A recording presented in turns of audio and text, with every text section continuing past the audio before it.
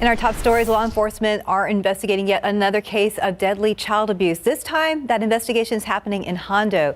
Details are limited, but here's what we know so far. Interim Police Chief for Hondo, Ray Lacey, says they responded to the call on Valentine's Day for a 1-month-old baby that was not breathing.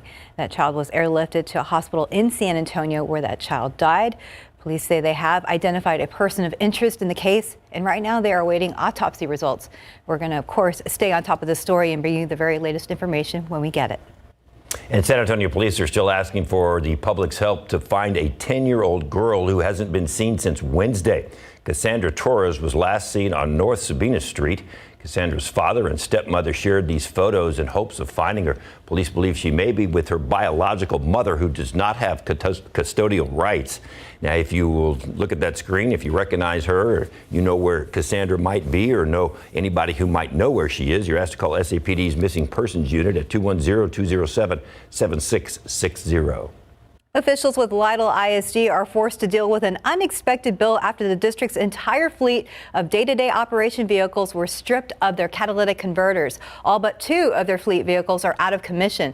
Student transportation to and from schools isn't affected, but travel for school clubs, inventory deliveries, and maintenance for campuses will be hindered. The district's operations director says a gate was unlocked and the suspects were able to open it and drive to the operations department, cut through a fence, and steal the catalytic converters, all in about 3 hours. He says the theft keeps his team from responding to campus issues in a timely fashion. And then for our maintenance guys in my department, that puts us in a bind where we're not able to get out throughout the district to service the facilities, whether we've got a plumbing leak or an electrical issue.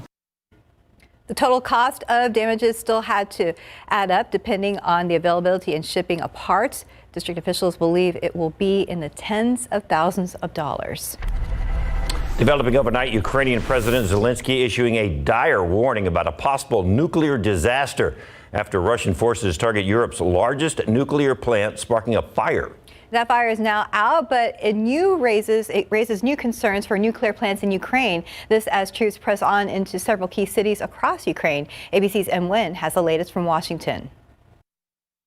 This morning, Ukrainian officials now saying Europe's largest nuclear plant is under control of Russian forces. They say the fire that erupted earlier is now extinguished and fighting near the plant has stopped. The White House and the International Atomic Energy Agency saying there has been no change in radiation levels at the facility yet, but Ukrainian President Zelensky is not taking any chances, pleading for the West to intervene. Saying if there is an explosion, that's the end for everyone, the end for Europe. This as Russian troops take their first major city of Kherson, while closing in on at least 4 others, including the capital, Kyiv, where U.S. officials say a Russian convoy is resupplying nearby. Russian troops increasingly targeting civilian areas. According to Ukrainian officials, 33 people were killed, 18 others injured in a series of explosions in a city just north of Kyiv. Just west of there, drone footage showing destroyed houses and buildings, smoke rising from residential areas.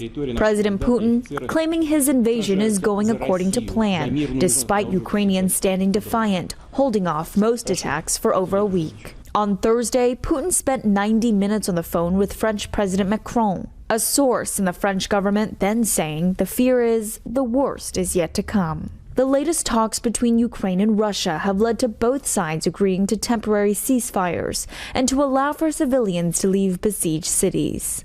Already, over 1 million refugees have fled Ukraine. A senior U.S. official tells ABC News the Kremlin has already selected a puppet regime to take over Ukraine's government. Em Nguyen, ABC News, Washington. Back here at home in other news, 3 children are hospitalized, 1 in critical condition after a shooting near a library in Tennessee.